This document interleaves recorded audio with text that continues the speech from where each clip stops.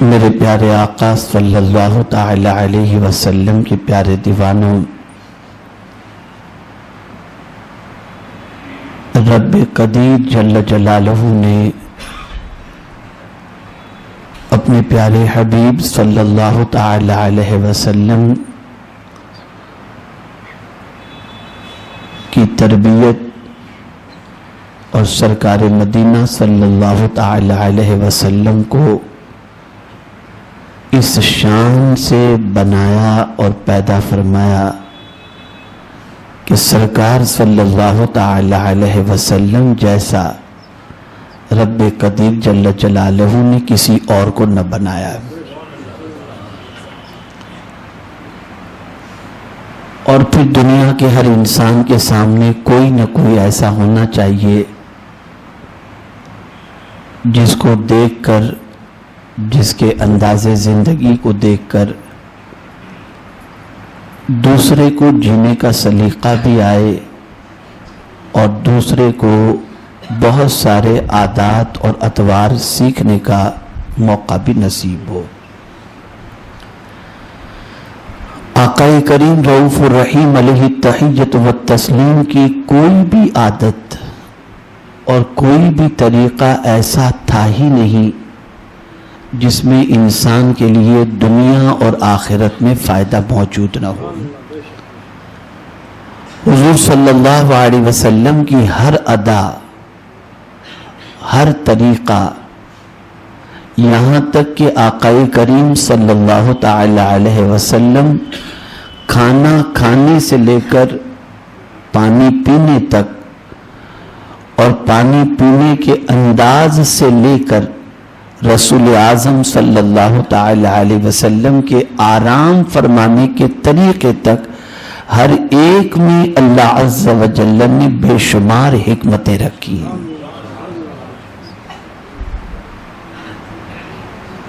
آج میں آپ کے سامنے آقا کریم صلی اللہ تعالی علیہ وسلم کے سونے کے آداب، سرکار صلی اللہ تعالی علیہ وسلم جب آرام فرماتے، لیٹتے، تو سرکار صلی اللہ تعالی علیہ وسلم کی عادت کیا تھی اور کس طریقے سے لیٹنے کو اللہ عز و جل اور اس کے رسول صلی اللہ تعالی علیہ وسلم پسند فرماتے۔ اگر ہم نے مصطفیٰ جان رحمت صلی اللہ تعالی علیہ وسلم کے طریقے کے مطابق ہم نے سونا شروع کیا اور اس طریقے پر ہم سوئیں تو سونے پر بھی اللہ عز و جل ہمیں عبادت کا ثواب عطا فرمائے گا۔ آقا کریم رؤوف الرحیم علیہ التحیۃ والتسلیم کی عادت کریمہ تھی کہ جب رسول اعظم صلی اللہ تعالی علیہ وسلم بستر پر آرام فرمانے کے لیے تشریف لے جاتے تو سرکار صلی اللہ علیہ وسلم مسواک کر لیا کرتے۔ یہاں سے یہ بات سمجھ میں آئی کہ سونے سے پہلے مسواک کرنا یہ حضور صلی اللہ علیہ وسلم کی سنت مبارکہ ہے۔ بہت سارے لوگ جو گٹکے کے عادی ہیں، سگریٹ کے عادی ہیں، پان کے عادی ہیں، وہ رات کو اسی طریقے سے پان چباتے چباتے، گٹکا کھاتے کھاتے، منہ میں جمع کیے ہوئے سگریٹ پیتے پیتے پھر سو جاتے ہیں۔ نہ جانے ان کے منہ سے کیسی بدبوئیں نکلتی ہیں کہ اللہ اکبر، ایک عجیب سی گھن سی محسوس ہوتی ہے۔ آقا کریم صلی اللہ علیہ وسلم مسواک کر کے سوتے اور اکثر حضور صلی اللہ علیہ وسلم رات کو وضو کر کے سویا کرتے۔ سرکار صلی اللہ تعالی علیہ وسلم نے سونے کے حوالے سے جو جگہ کے متعلق فرمایا تو میرے آقا صلی اللہ علیہ وسلم ارشاد فرماتے ہیں، ایسی چھت پر نہ سویا جائے جس کی منڈیر نہ ہو یا پردہ لگا ہوا نہ ہو، یعنی ایسی چھت جس کی باؤنڈری کھلی ہوئی ہو کوئی وال بنی ہوئی نہ ہو, کوئی دیوار بنی ہوئی نہ ہو. آقا کریم صلی اللہ علیہ وسلم نے ایسی چھت پر سونے سے منع فرمایا, اس لیے کہ نیند میں آدمی کروٹیں لیتا ہے, لوٹنے کی عادت ہوتی ہے. اگر منڈیر نہ ہو تو سرکار صلی اللہ تعالی علیہ وسلم کے فرمان کی حکمت یہ ہے کہ انسان چھت سے نیچے گرے گا اور اس کو نقصان پہنچے گا. پردے کے حوالے سے جو فرمایا گیا کہ منڈیر جس کی نہ ہو ایسی چھت پر نہ سویا جائے, یا ایسی چھت پر نہ سو جہاں پر پردہ نہ ہو, تو پردہ تو منڈیر کا کام نہیں کرے گا. آدمی لوٹتے ہوئے پردہ ہے تو جائے گا تو گر جائے گا, پردہ تو ہٹ جائے گا. تو پردے سے کیا مراد ہے؟ تو یہاں بعض محدثین فرماتے ہیں کہ وجہ یہ ہے کہ پہلے کے زمانے میں گھر لگے لگے رہتے تھے. اگر پردہ لگا ہوا نہ ہو تو سامنے کی ٹیریس پر کوئی سویا ہو اور آپ اپنی ٹیریس پر سوئے ہو تو بے پردگی کا احتمال ہوتا ہے, اس لیے حضور نے پردے کا حکم فرمایا تاکہ بے پردگی نہ ہو. آقا کریم رؤوف الرحیم علیہ التحیۃ والتسلیم نے ایک اور بات بھی ارشاد فرمائی. سرکار صلی اللہ تعالی علیہ وسلم ارشاد فرماتے ہیں کہ سونے سے پہلے اگر کوئی چراغ تم نے جلایا ہو تو اسے بجھا دیا کرو.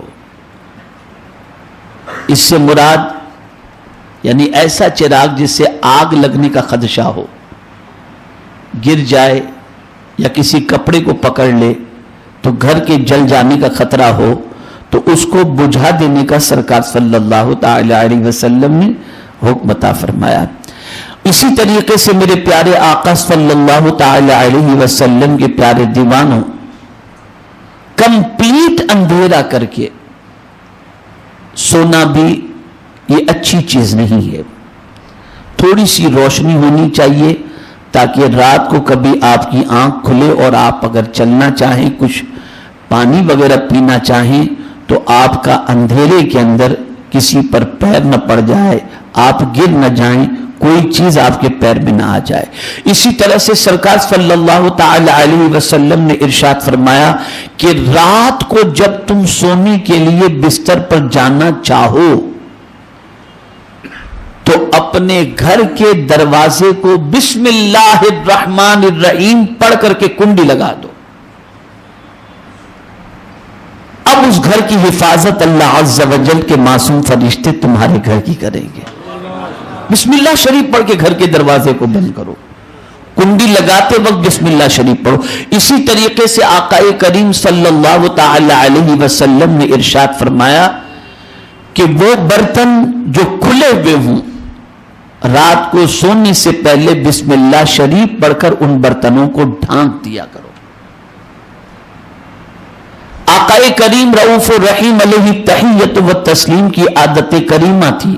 اب یہ بات خاص طور سے ذہن میں رکھیے گا, اتنا خیال تو کوئی ماں باپ بھی اپنے بچوں کا نہیں رکھتا جتنا مصطفیٰ جان رحمت صلی اللہ علیہ وسلم ہمارا خیال فرماتے ہیں. اس کو سنیں اور اپنا ایمان تازہ کریں کہ حضور کو اپنی امت کی کتنی فکر تھی.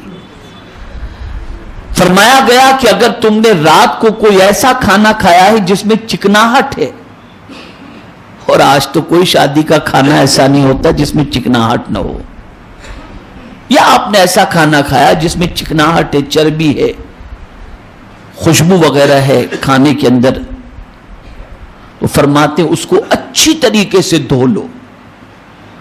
اب وجہ سنیے گا, ایمان تازہ ہوگا. اچھی طریقے سے دھو لو, اس کے بعد سو. وجہ کیا ہے کہ یہ خوشبو کہیں کسی کیڑے کو نہ آ جائے جس کی وجہ سے وہ آ کے تمہیں ڈنک نہ مار دے. کتنا خیال ہے آپ سوچیے, کتنا خیال حضور صلی اللہ علیہ وسلم کو اپنی امت کا ہے کہ چکناہٹ اگر ہاتھ میں ہے, جیسے آپ نے رات کو پائے کھا لیے اور ہاتھ میں چکناہٹ رہ گئی, آپ نے ایسے ہی دھوئے اور سو گئے, تو وہ چکناہٹ جو ہوتی ہے اس کی خوشبو پھیلتی ہے. اور یہ بھی یاد رکھیں اللہ عز و جل نے بعض جانوروں کو دیکھنے سے لے کر سونگھنے کی ایسی طاقت عطا فرمائی ہے جو انسان کے پاس بھی نہیں ہے. آپ کو مثال کے ذریعے سمجھاؤں, بہت سارے جانور ایسے ہیں جو صرف سونگھ کر پتہ لگا لیتے ہیں کہ یہاں کیا چیز ہوگی. اسی لیے آپ کتوں کو دیکھتے ہوں گے کہ ٹرین جو کتے ہوتے ہیں آج ایئرپورٹ کے اوپر ان کو بیگ کے پاس بھیج دیا جاتا ہے تو پتہ لگا لیتے ہیں کہ بیگ کے اندر کیا چیز ہے. جو مشین پتہ نہیں لگا سکتی, جو انسان پتہ نہیں لگا سکتا, وہ کتا سونگ کر کے پتہ لگا لیتا ہے. تو ایسے ہی جانور ہوتے ہیں جن کے سونگھنے کی صلاحیت بہت زیادہ ہوتی ہے. اگر ہاتھ میں چکناہٹ ہے اور کچھ ہے تو خوشبو فوراً آ جاتی ہے, جس کی وجہ سے وہ کیڑا یا وہ جانور تمہیں اذیت پہنچائے گا.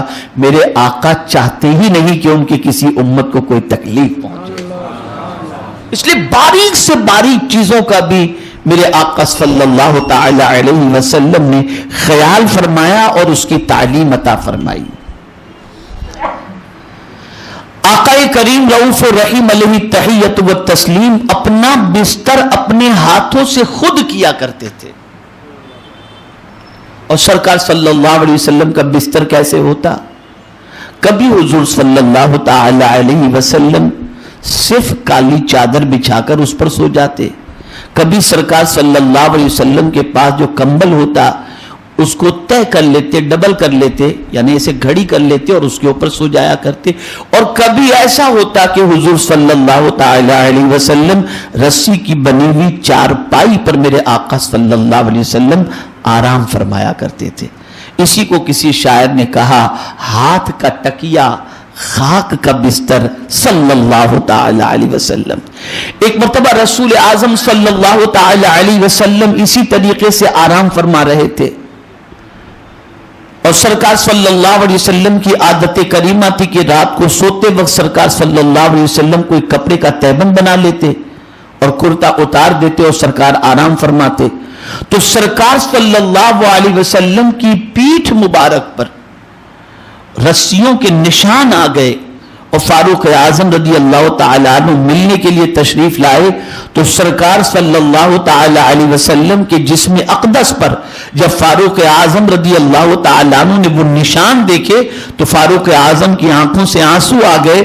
عرض کرنے لگے, یا رسول اللہ صلی اللہ تعالیٰ علیہ وسلم, باطل تو نرم گدوں پر آرام کریں اور حضور صلی اللہ علیہ وسلم ایسے بستر پر آرام کریں جس کے نشان حضور کی پشت مبارک پر آ جائیں. تو سرکار نے فرمایا, ہمارے لیے آخرت کا عیش ہے, ان کے لیے دنیا کا عیش ہے.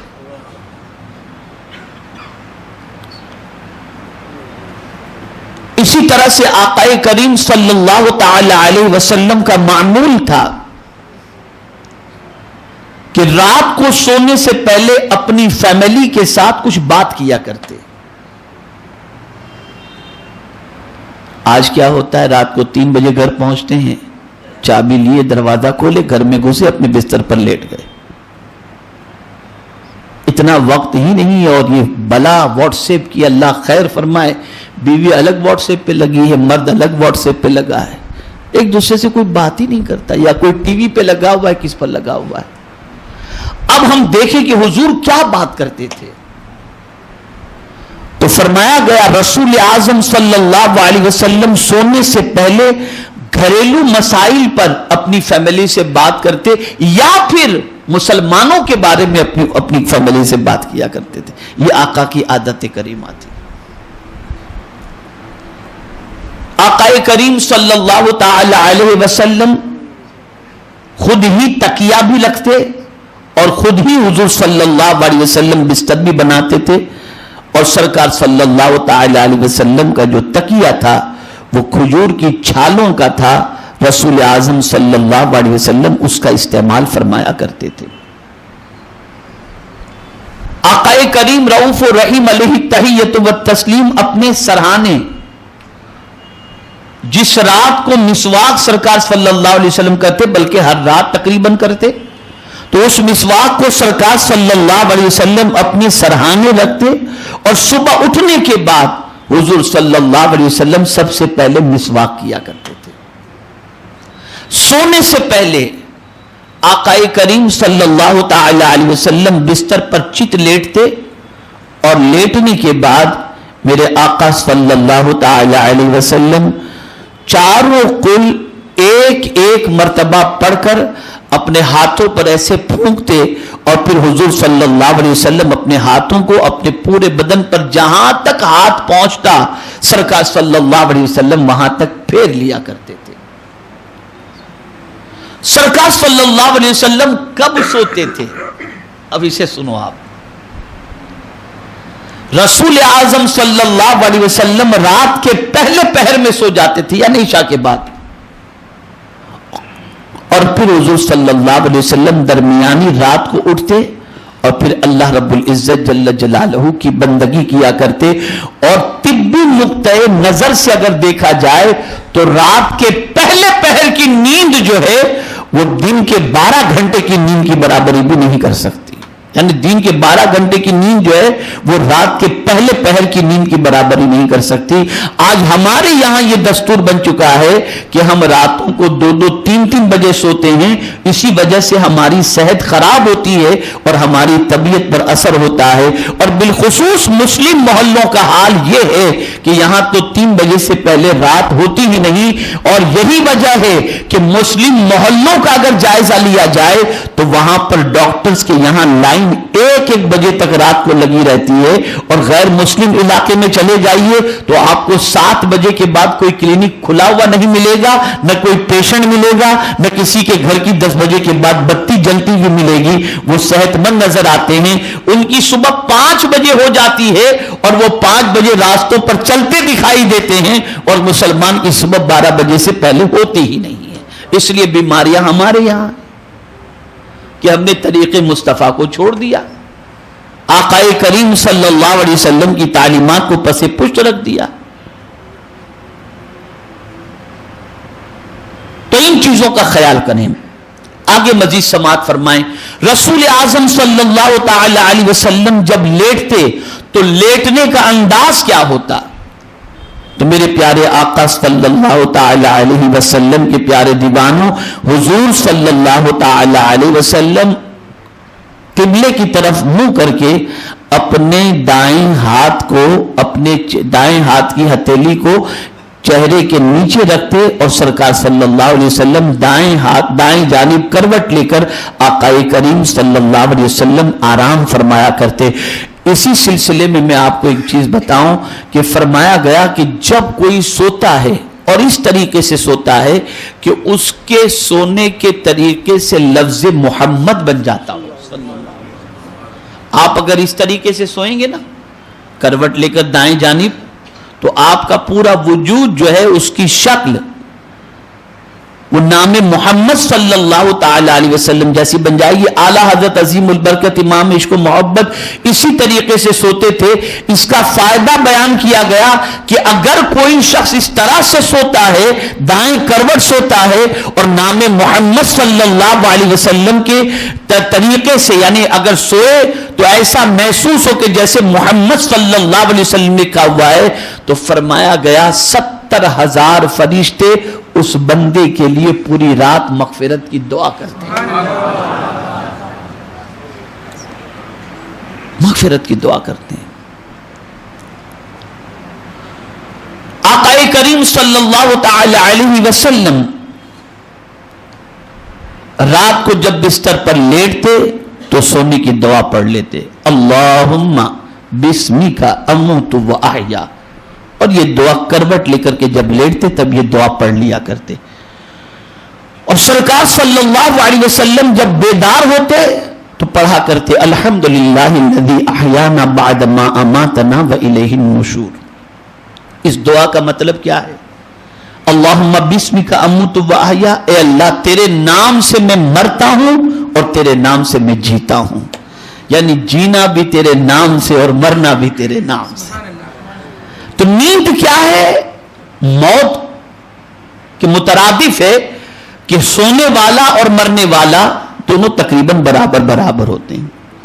اور جب صبح آپ کی آنکھ کھلے تو سرکار نے فرمایا, اور سرکار کی عادت کریمہ تھی کہ میرے آقا صلی اللہ علیہ وسلم یہ دعا پڑھتے الحمدللہ الذی احیانا بعد ما اماتنا والیہ النشور.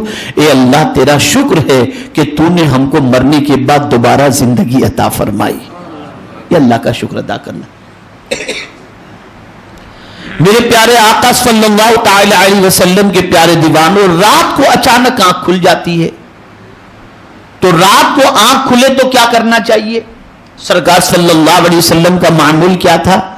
تو آقا کریم صلی اللہ تعالی علیہ وسلم رات کو جب بیدار ہوتے تو سرکار صلی اللہ تعالی علیہ وسلم بیدار ہونے کے بعد تہجد کی نماز ادا فرماتے، اور ادا فرمانے کے بعد پھر اگر آرام فرماتے اور پھر آنکھ کھلتی استنجا وغیرہ کی حاجت کے لیے، تو سرکار صلی اللہ علیہ وسلم قضائے حاجت سے فارغ ہو کر سرکار اپنا چہرہ دھو لیا کرتے اور اپنے ہاتھ کو دھو لیا کرتے تھے۔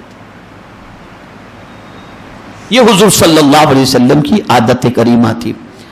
سفر میں جب سرکار ہوتے تو کیا عالم تھا سونے کا، کب کس طریقے سے سوتے؟ تو فرمایا گیا کبھی رات کو حضور صلی اللہ علیہ وسلم سفر کرتے ہوئے کہیں پڑاؤ ڈالتے اور پڑاؤ رات کے وقت حضور فرماتے تو سرکار صلی اللہ علیہ وسلم دائیں کروٹ لیٹ جاتے۔ لیکن اگر کبھی دن میں کہیں پڑاؤ ڈالا، رات بھر سفر کیا، اور رات میں سفر کے حوالے سے فرمایا گیا کہ رات کو اللہ زمین کو سمیٹ لیتا ہے، سفر جلدی مکمل ہو جاتا ہے، یہ فرمایا گیا۔ تو سرکار صلی اللہ علیہ وسلم دن کو کبھی آرام کرنا ہوتا، دن میں پڑاؤ ڈالتے تو کس طرح سے سوتے تھے؟ تو حضور صلی اللہ علیہ وسلم اس طرح سے یوں کونی رکھ کر ایسے اپنے ہاتھ پر، یعنی جس طریقے سے لیٹتے ہیں اس طریقے سے نہیں، بس ایسے ہاتھ رکھ کر کے سرکار صلی اللہ علیہ وسلم آرام کرتے تاکہ بالکل جم کر کے نیند نہ آئے، اس لیے کہ اگر جم کر کے نیند آئی تو سفر میں کہیں جلدی پہنچنا ہے یا کوئی معاملہ ہو تو اس میں دقت آ جاتی ہے، تو سرکار کے سونے کا انداز یہ رہا کرتا تھا۔ اب دوسرے اینگل سے دیکھیں کس طریقے کا سونا اللہ عز و جل اور اس کے پیارے حبیب صلی اللہ علیہ وسلم کو ناپسند تھا۔ تو فرمایا گیا رسول گرامی وقار صلی اللہ علیہ وسلم نے ایک صحابی کو دیکھا کہ پیٹ کے بل لیٹے ہوئے، اوندے لیٹے ہوئے، تو میرے آقا صلی اللہ علیہ وسلم نے انہیں اٹھایا اور فرمایا یہ طریقہ اللہ کو پسند نہیں ہے، اوندھا لیٹنا، پیٹ کے بل لیٹنا۔ اور حضرت ابو ذر غفاری رضی اللہ تعالیٰ عنہ فرماتے ہیں کہ میں پیٹ کے بل لیٹا ہوا تھا اور آقا کریم صلی اللہ علیہ وسلم کا گزر ہوا تو رسول اعظم صلی اللہ تعالی علیہ وسلم نے اپنے پیر سے مجھے ہلایا اور فرمایا اس طرح سے لیٹنا یہ جہنمیوں کا طریقہ ہے، یہ جہنمیوں کا طریقہ ہے۔ تو میرے پیارے آقا صلی اللہ تعالی علیہ وسلم کے پیارے دیوانوں، رسول اعظم صلی اللہ تعالی علیہ وسلم نے جہنمیوں کا طریقہ بتا کر کئی بیماریوں سے بچا لیا، اس لیے کہ اگر کوئی شخص پیٹ کے بل لیٹتا ہے تو ہارٹ کی پرابلم کا ٹینشن ہے، بدہضمی کا ٹینشن ہے۔ کسی بھی ڈاکٹر سے، کسی بھی طبیب سے پوچھ لو کہ اگر کوئی شخص رات کو پیٹ کے بل لیٹے تو اس لیٹنے کے طبی نقطۂ نظر سے کیا نقصانات ہیں، تو ہر ڈاکٹر بتائے گا کہ اس طریقے سے سونے کے نقصانات۔ ایک اور بات بھی آپ ذہن محفوظ کر لیں، اور یہ خاص بات ہے، شاید آپ کو آج تک معلوم نہ ہو، بہت سارے لوگ رات کو کھاتے ہیں اور بستر پر فوراً لیٹ جاتے ہیں۔ طبیب فرماتے ہیں اور خود آقا کریم صلی اللہ علیہ وسلم کا معمول بھی رہا ہے کہ رات کو سو کر کے فوراً، رات کو کھا کر کے فوراً نہیں سو جایا کرتے، بلکہ رات کو کھا کر کے چلا کرتے تھے، چند قدم چلا کرتے تھے، تھوڑا سا واک کر لیا کرتے تھے، اور اس کے بعد حضور صلی اللہ علیہ وسلم آرام فرماتے تھے۔ اسی لیے طبیب کہتے ہیں کہ رات کو کھانے کے بعد تھوڑا سا چل لیا کرو، چاہے تمہیں آگ ہی پر کیوں نہ چلنا پڑے، اس لیے کہ آپ کھا کر کے فوراً سوئیں گے تو کئی بیماریوں کو دعوت دینے کے مترادف ہوگا۔ اسی طریقے سے رات کو بھوکا نہیں سونا چاہیے کہ رسول اعظم صلی اللہ علیہ وسلم نے فرمایا رات کو کچھ کھا کر کے سویا کرو، اس لیے کہ رات کو کچھ کھا کر کے سونا یہ بڑھاپے کو دور کر دیتا ہے، اس سے بڑھاپا جلدی نہیں آتا۔ آقا کریم صلی اللہ تعالی علیہ وسلم سرما دانی کالے کلر کی اپنے پاس رکھا کرتے رات کو سونے سے پہلے. جب سرکار صلی اللہ علیہ وسلم سونے کو جاتے تو اپنی آنکھوں میں سرما لگا لیتے, 2 سلائی دائیں جانب 2 بائیں جانب اور پھر ایک سلائی کو ادھر بھی اور ادھر بھی دونوں طرف لگا لیا کرتے. اور حضور صلی اللہ تعالی علیہ وسلم رات کو سونے سے پہلے مسواک کر لیا کرتے تھے. میرے پیارے آقا صلی اللہ تعالی علیہ وسلم کے پیارے دیوانوں, یہ مختصر سا طریقہ آقا کریم صلی اللہ تعالی علیہ وسلم کے سونے کا میں نے آپ کو بتایا. اب کوئی شادی شدہ ہے, اس نے اپنی بیوی کے ساتھ صحبت کی اور اس کے بعد وہ سو گیا, تو آقا کریم صلی اللہ علیہ وسلم کا معمول کیا تھا؟ تو فرمایا گیا کبھی ایسا ہوتا کہ سرکار صلی اللہ تعالی علیہ وسلم اس طریقے سے اپنی شب کو گزارنے کے بعد حضور صلی اللہ تعالی علیہ وسلم سونے سے پہلے غسل فرما لیا کرتے اور اس کے بعد حضور صلی اللہ علیہ وسلم آرام فرمایا کرتے. اور کبھی ایسا بھی ہوتا کہ آقا کریم صلی اللہ تعالی علیہ وسلم صرف اپنا چہرہ دھو لیا کرتے اور ہاتھ دھو لیا کرتے, اور جو ناپاک جو جگہ ہوئی ہوتی اسے سرکار صلی اللہ علیہ وسلم دھو لیا کرتے. جہاں ناپاکی لگی ہوتی یا جو ناپاک جگہ ہوتی اسے سرکار صلی اللہ علیہ وسلم دھو لیا کرتے. اور ایسا کبھی بھی نہیں ہوا کہ سرکار صلی اللہ تعالی علیہ وسلم فجر کی نماز سے پہلے آقا کریم صلی اللہ تعالی علیہ وسلم نماز فجر کے لیے غسل فرما کر سرکار نے نماز فجر ادا نہ فرمائی ہو. اس لیے یاد رکھیں, بہت سارے شادی شدہ لوگ ایسے بھی ہوتے ہیں جو رات کو اپنی بیوی سے صحبت کرنے کے بعد غسل نہیں کرتے اور فجر کی نماز کی پرواہ بھی نہیں کرتے. اور جو لوگ ایسے ہیں جو فجر کی نماز کی پرواہ نہیں کرتے اور ناپاکی کے عالم کے اندر فجر کی نماز کو ضائع کر دیتے ہیں, ایسے بندوں کے لیے سخت وعید آئی ہے اور سخت تنبیہ آئی ہے.